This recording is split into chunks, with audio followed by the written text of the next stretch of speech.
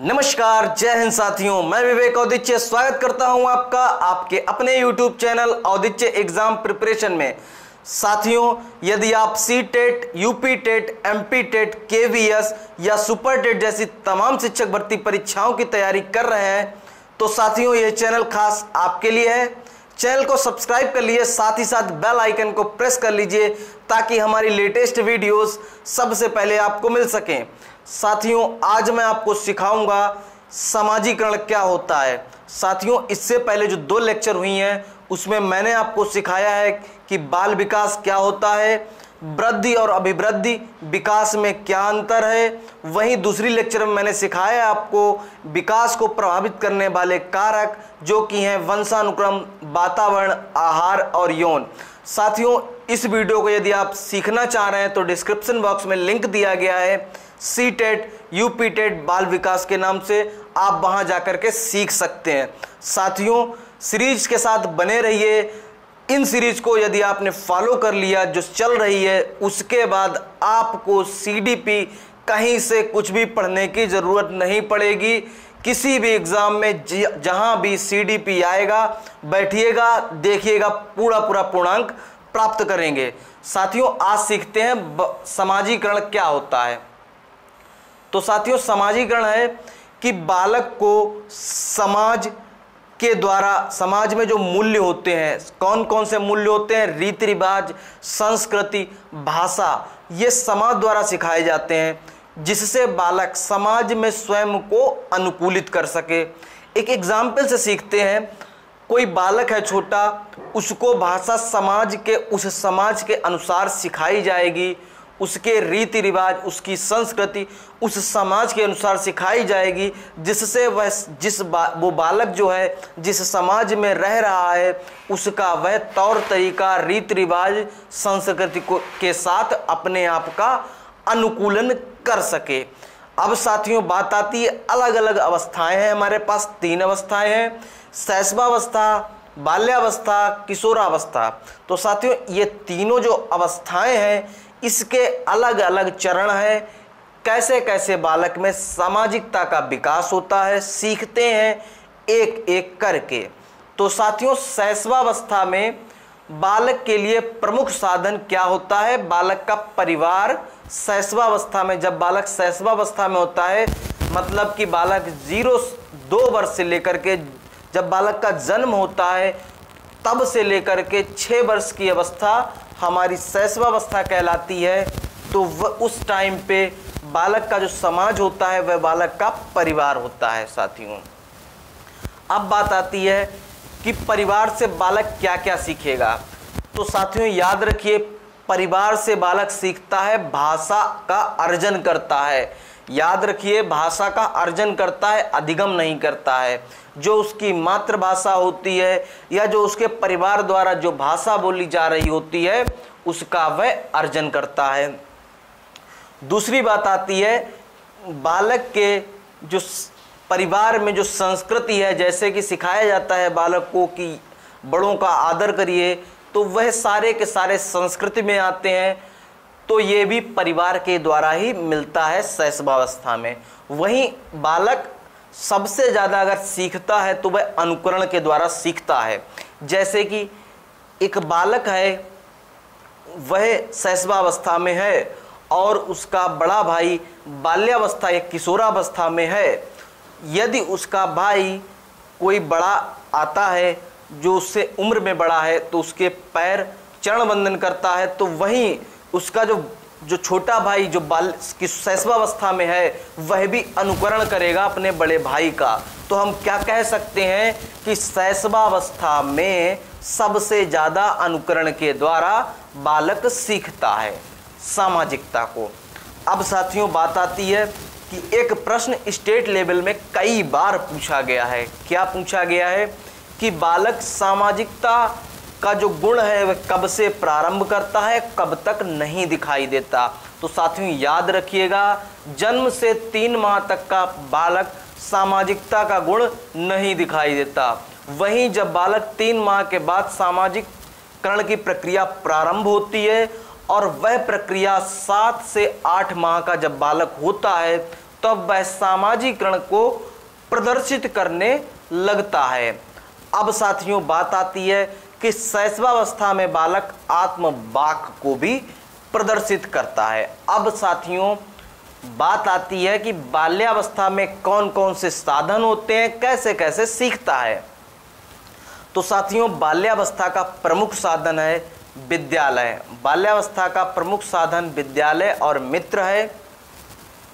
वहीं बाल्यावस्था में नैतिकता, सामाजिकता, भाषाई जितने भी तरीके के विकास हैं, चारित्रिक विकास है, तो हम बात कर रहे हैं सामाजिकता की। तो सामाजिकता में नैतिकता को यदि हम काउंट करें, चारित्रिक विकास को काउंट करें, तो हमको ये प्राप्त होंगे समूह में कार्य करने का गुण बालक में पाया जाता है। समूह की आयु कहलाती है बाल्यावस्था, गिरोह की आयु कहलाती है, गैंग की आयु कहलाती है। इसलिए बालक सबसे ज़्यादा सीखेगा समूह में रह के। साथियों यदि आपसे पूछ दिया जाए कि बाल्यावस्था का प्रमुख साधन समाजीकरण के लिए क्या है, आप लगाइएगा विद्यालय। बाल्यावस्था का सामाजीकरण का प्रमुख साधन है। अब साथियों बात आती है किशोरावस्था पर। तो किशोरावस्था में क्या होता है कि बालक का जो प्रमुख साधन होता है वह होता है धर्म, व्यवसाय, मीडिया और संस्कृति। सामाजीकरण का प्रमुख साधन होता है धर्म के द्वारा सामाजीकरण को सीखेगा, मीडिया के द्वारा सीखेगा, व्यवसाय के द्वारा सामाजीकरण आएगा उसमें, और संस्कृति के द्वारा जो उसकी, जैसे कि आप हिंदू धर्म से बिलोंग करते हैं, आप मुस्लिम धर्म से बिलोंग करते हैं, ईसाई धर्म से, किसी भी धर्म से आप बिलोंग करते हैं, तो उसकी संस्कृति को आप फॉलो कर रहे होंगे।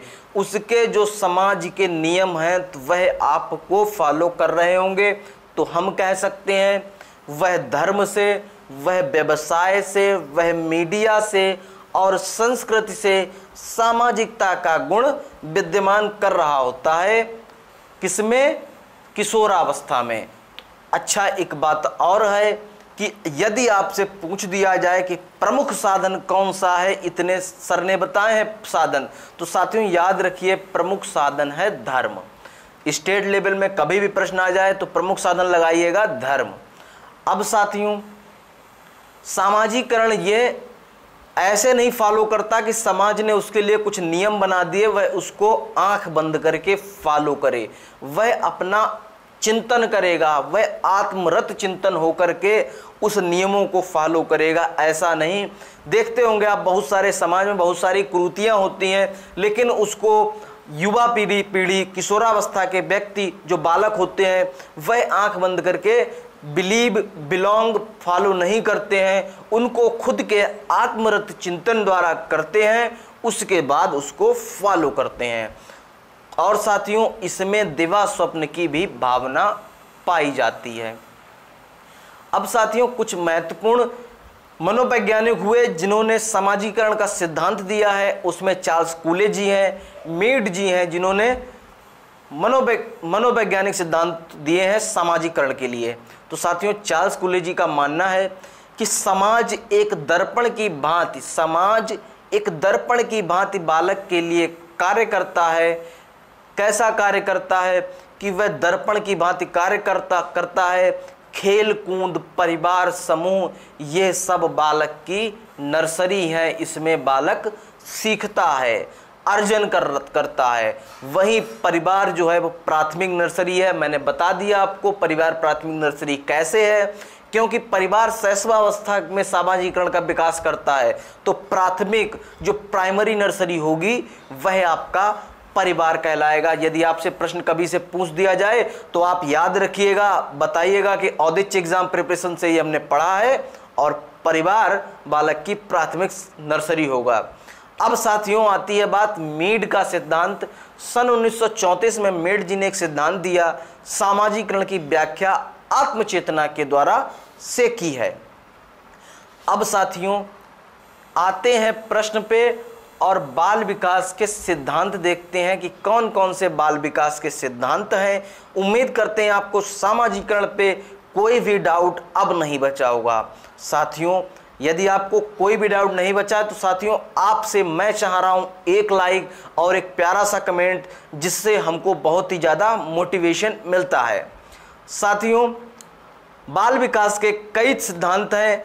अभी सीटेट जो 8 दिसंबर को हुआ था उसमें प्रश्न पूछ दिया था कि इनमें से कौन सा बाल विकास का सिद्धांत नहीं है। तो याद रखिए, इसके नंबर भी, इसके जो नाम है उसको भी याद रखिए, उसके अंदर थोड़ा थोड़ा सीख लीजिए, आपके किसी भी एग्जाम में ऐसे भी प्रश्न बन जाते हैं। तो साथियों बाल विकास जो है, निरंतरता का सिद्धांत क्या कहता है? साथियों निरंतरता का सिद्धांत कहता है कि बालक का विकास गर्भावस्था से लेकर मृत्यु तक, गर्भावस्था से लेकर के मृत्यु तक निरंतर चलता रहता है। मैंने आपको पहली लेक्चर में बताया था कि बाल विकास जैसा कि भाषाई है, नैतिक है, जो जन्म के बाद से स्टार्ट होगा, गर्भावस्था से कुछ विकास स्टार्ट होते हैं और मृत्यु तक जीवन पर्यंत चलते रहते हैं। इस आधार पर हम कह सकते हैं बाल विकास निरंतर चलने वाली प्रक्रिया है, बालक में विकास निरंतर चलने वाली प्रक्रिया है। वहीं व्यक्तिक भिन्नता का सिद्धांत क्या कहता है? तो यह सिद्धांत कहता है कि दो बालक की रुचि, योग्यता, क्षमता एक दूसरे से समान नहीं होती है। प्रत्येक बालक अपने में विशिष्ट होता है, इसलिए हम कह सकते हैं व्यक्तिक भिन्नता का सिद्धांत बालक में पाया जाता है, बालक के विकास में पाया जाता है। अब साथियों बात आती है वृद्धि एवं विकास की दर एक समान नहीं होती है। जी नहीं होती है। कैसे नहीं होती है? देखिए वृद्धि जो है वह एक निश्चित आयु तक चलती है। जैसे कि आपकी हाइट है, शारीरिक परिवर्तन से वृद्धि को बिलोंग किया जाता है, और विकास को भाषाई, नैतिक, चारित्रिक, संज्ञानात्मक आदि तरीके के परिवर्तन से बिलोंग किया जाता है। तो साथियों वृद्धि, शारीरिक परिवर्तन आपका एक निश्चित आयु के बाद रुक जाएगा, लेकिन विकास निरंतर चलने वाली प्रक्रिया है और उसकी जो गति है एक समान नहीं होती है। अब साथियों बात आती है विकास के क्रम की एक रूपता का सिद्धांत। तो विकास एक निश्चित क्रम में आगे बढ़ता रहता है। इस क्रम को मनोवैज्ञानिक कुप्पुस्वामी जी ने दो नाम दिए हैं। एक दिया है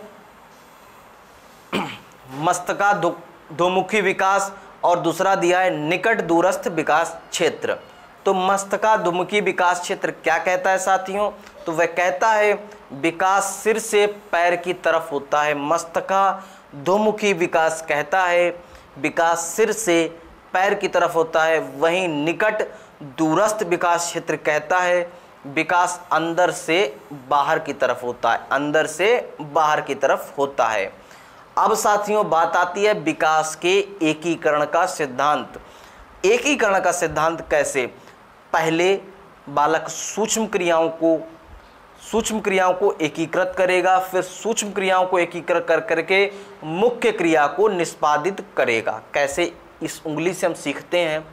पहले हमने क्या किया, ये 5 उंगली हैं, इसको मैंने एक इकट्ठा किया, सूक्ष्म क्रियाएं की, फिर मैंने पेन पकड़ा और लिखना प्रारंभ किया। तो पहले हमने क्या किया, सूक्ष्म क्रियाओं को एकत्र किया, उसके बाद पेन पकड़ा और लिखना प्रारंभ किया। उम्मीद करते हैं आपको समझ में आ गया होगा। अब आते हैं परस्पर संबंध का सिद्धांत। तो साथियों परस्पर संबंध का सिद्धांत कहता है कि एक पक्ष, यदि बाल विकास का एक पक्ष प्रभावित होगा तो विकास का दूसरा पक्ष भी प्रभावित होगा। तो ये आपस में कोरिलेट करते हैं। यदि आपका नैतिक विकास प्रभावित होगा तो आपका कहीं ना कहीं चारित्रिक विकास भी प्रभावित कर जाएगा, ऐसा परस्पर संबंध सिद्धांत कहता है। साथियों एक सिद्धांत है विकास सामान्य से विशिष्ट की ओर चलता है। जी सही बात है, विकास जो है वो सामान्य से विशिष्ट की ओर चलने वाली एक प्रक्रिया है। अब साथियों बात आती है विकास की भविष्यवाणी कर सकते हैं क्या? साथियों आप अपने ऊपर लेके देखिए कि किसी बालक की प्रारंभिक गतिविधियों को देखकर, जैसे कि आप पढ़ रहे हैं, अभी सीडीपी पढ़ रहे हैं और अच्छा पढ़ेंगे तो कहीं ना कहीं आपका रिजल्ट भी अच्छा ही आएगा। तो वहीं इसके संदर्भ में यदि हम देखें बालक की प्रारंभिक गतिविधियों को देख करके हम उसके भावी जीवन की संभावना का पता लगा सकते हैं। विकास वंशानुक्रम और वातावरण की अंतःक्रिया का प्रतिफल है। तो इसका एक रूल दे दिया है, विकास इज इक्वल टू वंशानुक्रम इनटू वातावरण, ये बताया गया है। अब साथियों एक सिद्धांत है, विकास रेखीय ना होकर के वर्तुलाकार है। कैसे विकास रेखीय ना होकर के वर्तुलाकार है? विकास कभी न रुकने वाली प्रक्रिया है, बल्कि विभिन्न अवस्थाओं में परिपक्वता की अवस्था होती है। ये रेखीय नहीं होती, एक समान गति से नहीं चलती है। कभी इसकी गति तीव्र होती है, कभी इसकी गति मंद होती है। तो ये वर्तुलाकार शेप में सदैव ही चलता रहता है। धन्यवाद साथियों, उम्मीद करते हैं आपको यह वीडियो बहुत ही अच्छा लगा होगा, आपको समझ में भी पूरा आया होगा। यदि आपको समझ में आ गया हो तो एक लाइक दे दीजिए और प्यारा सा कमेंट दे दीजिए, जिससे हमको बहुत ही ज़्यादा मोटिवेशन मिल जाएगा। साथियों कल मैं आपको सिखाऊंगा शैशवावस्था, बाल्यावस्था, किशोरावस्था की कौन कौन सी अवस्थाएं होती हैं, उसकी क्या क्या विशेषताएं हैं, सब कुछ सिखाऊंगा, ब्रीफ में सिखाऊंगा। धन्यवाद, जय।